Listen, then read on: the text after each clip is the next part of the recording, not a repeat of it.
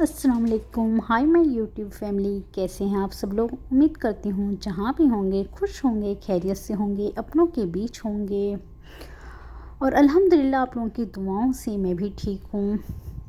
आज मैं आप लोगों के साथ कोई कुकिंग की रेसिपी शेयर नहीं कर रही हूँ, बल्कि एक बहुत ही इन्फॉर्मेटिव ब्लॉग मैं आपके साथ शेयर करूँगी। जैसे कि हम सब जानते हैं, जब से कोविड आया है तो डेली कुछ ना कुछ चेंजेस आते रहते हैं। कभी आपको पीसीआर करवाना होता है, कभी ये न्यू गाइडलाइंस आती है कि पीसीआर नहीं करवाना है। ठीक है, तो क्या क्या चेंजेस अब आए हैं, ठीक है, तो मैं इंशाल्लाह आप लोगों के साथ अभी आगे शेयर करूँगी।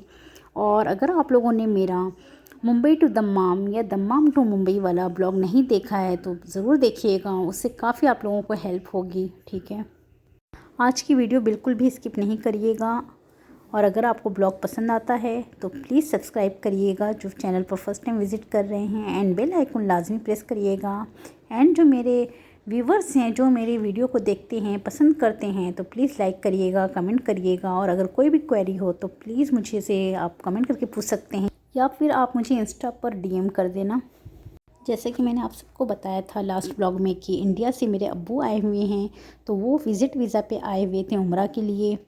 तो मैं यहाँ आप लोगों को बताना चाहती हूँ कि विज़िट वीज़ा वालों के लिए आपको प्रोसेस क्या किस तरीके से अप्लाई करना है। आपको विज़िट एप्लीकेशन फ़िल करना है, उसका प्रिंट लेना है, फिर अपनी कंपनी में एचआर को देना है। ठीक है, चैम्बर अटेस्टेशन के लिए।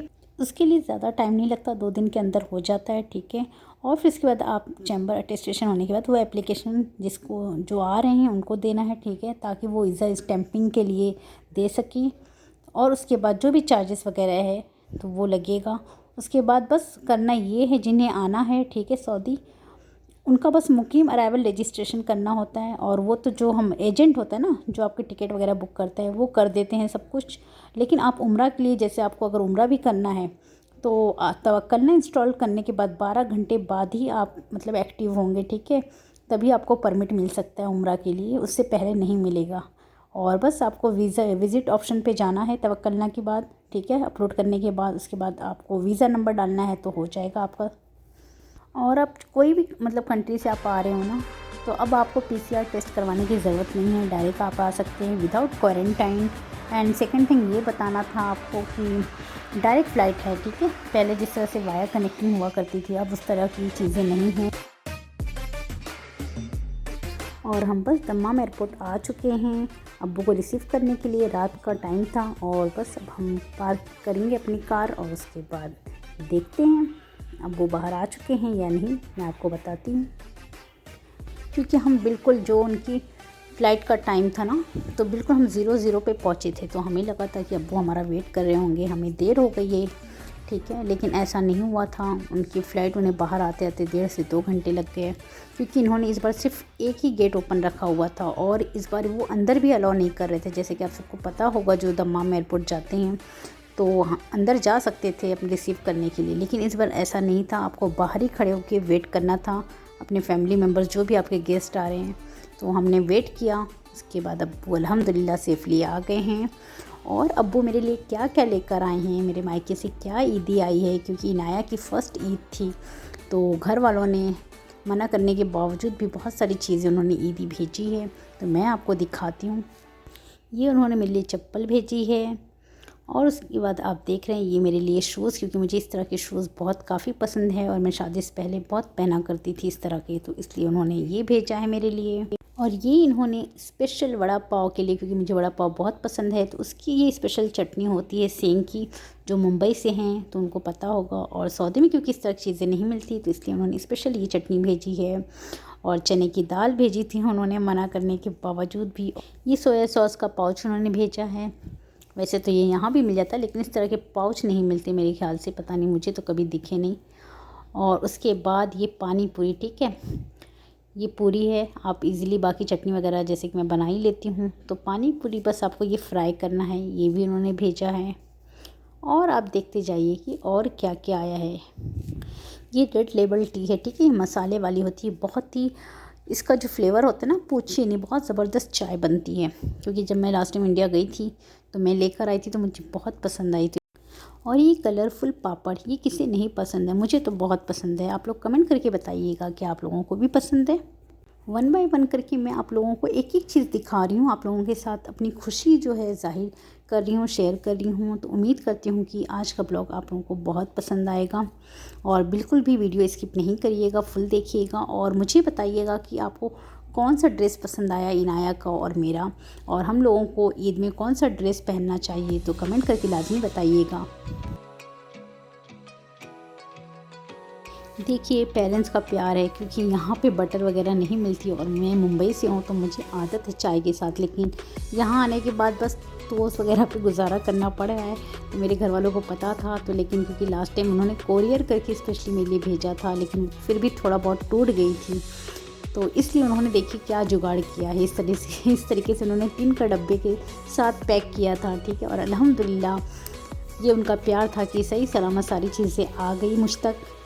यहाँ डिफरेंट वैराइटीज़ के, ठीक है, खारी थी, बटर्स थी और उसके अलावा भी बहुत सारी चीज़ें थी, ठीक है। बहुत सारी चीज़ों की मैंने पिक्स भी नहीं ली, जैसे मेहंदी वगैरह है। और सबसे ज़्यादा मैं थैंक्स कहूँगी अपनी बहन का कि मैं चाय के साथ हमेशा मलाई, बहुत से लोग आई थिंक होंगे जो मलाई के साथ चाय पीते होंगे, लेकिन सऊदी आने के बाद आप सबको पता है सऊदी में जो दूध मिलते हैं उसमें मलाई तो बिल्कुल भी नहीं जमती। तो बस गुजारा कर रही थी, लेकिन वो बहन का प्यार है, वो अपनों का प्यार है कि उन्होंने मेरे लिए स्पेशली बस जमा करते गए और एक डब्बा उन्होंने भेजा। लेकिन बस मेरा बैड लक था कि एक ही दिन मुझे खाना नसीब हुआ, सेकेंड डे मेरी गलती की वजह से वो मलाई खट्टी हो गई और बस मैंने एक ही दिन खाया और मुझे बड़ा अफसोस भी हुआ, क्योंकि मेरी बहन को, अम्मी को पता था कि मुझे मलाई किस हद तक पसंद है और काफ़ी टाइम से मैंने नहीं खाई है ऐसे ही। तो ये उनका प्यार था कि वो चाहते थे पहुंच जाए, जबकि मैंने बहुत मना किया था कि एयरपोर्ट पे हो सकता है कोई परेशानी हो जाए, लेकिन फिर भी उन्होंने नहीं सुनी। ये मेरे लिए सारे मेरे ड्रेसेस हैं, ठीक है। ये कॉटन के हैं क्योंकि मैं कॉटन प्रेफर करती हूँ और बहुत ही लाइट, बस कपड़े बहुत ज़्यादा अगर हैवी हो ना तो मुझसे पहने नहीं जाते। एक टाइम था जब मैं बड़े शौक़ से पहना करती थी, लेकिन अब उस तरीके से नहीं रहा, क्योंकि घर में काम वगैरह भी, बच्चे भी देखने, तो बस उसमें ही मुझे ऐसे ही कॉटन के सिंपल ड्रेस जो है कंफर्टेबल मैं फ़ील करती हूँ। बाकी तो शादी वगैरह में वो तो एक अलग होता है, कभी कभार ठीक है। तो मुझे बताइएगा आप लोगों को कौन सा ड्रेस पसंद आया है। उन्होंने मेरी पसंद का ख्याल रखते हुए सारे कपड़े भेजे हैं और बस मेरी यही दुआ है कि अल्लाह करे कि हर बच्चे के सर पे हमेशा उसके माँ बाप का साया हो, चाहे बच्चा कितना भी बड़ा हो जाए, क्योंकि आपकी जो ज़रूरतें, आपको जो समझ सकता है, जो प्यार दे सकता है, वो आपके माँ बाप होंगे। और अल्लाह करे कि हर बहन भाई के बीच में बस इसी तरह से एक अंडरस्टैंडिंग हो, एक प्यार हो। और मैं अपने ब्लॉग के ज़रिए बस यही मैसेज देना चाहूँगी हर भाई को कि प्लीज़, चाहे आपके माँ बाप हों या ना हों, लेकिन आप अपनी बहनों का ख्याल रखें। जिस तरह से आप अपनी बेटी का ख्याल रखते हैं, उसी तरह से बहन को भी पराया ना समझें कि शादी हो गई, अपने घर चली गई है। अपनी बहनों का भी ख्याल रखें, उनका हक़ अदा करें, क्योंकि मैंने बहुत से लोगों को ऐसा देखा है कि भाई अपनी बहन का हक़ तक नहीं अदा करते, उनकी खैरियत, उनसे दुआ सलाम तक नहीं रखते।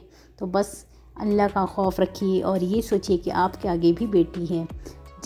कहावत है ना, जैसा बोओगे वैसा काटोगे। तो बस ये चीज़ याद रखें। बहन हो सकता है आपसे शिकायत ना करे, बहन अपने भाइयों से कोई उम्मीद भी ना रखे, क्योंकि बहन तो बस यही चाहती है कि उनका भाई बस माँ बाप हो ना हो। क्योंकि बहुत से लोगों को मैंने देखा इस तरह से कि बहनें बेचारी सोचती हैं कि भाई उनके घर आएँ, उनकी खैरियत पूछें, लेकिन वो तो बस अपनी दुनिया में खो जाते हैं। बस ये छोटा सा मेरा एक मैसेज है अपने ब्लॉग में, ताकि हो सकता है मेरे इस ब्लॉग को जो भी मेरे व्यूवर्स देखते हैं तो शायद से किसी को एहसास हो जाए, जो अगर कोई अपनी बहन के साथ उनकी दिल आज़ारी करता हो, उनका ख्याल न रखता हो, तो हो सकता है उन्हें एहसास हो जाए। बाकी मेरा ये मैसेज कोई ऐसा नहीं कि किसी को दिल दुखाने वाला या कुछ किसी को चोट पहुंचाने के लिए है।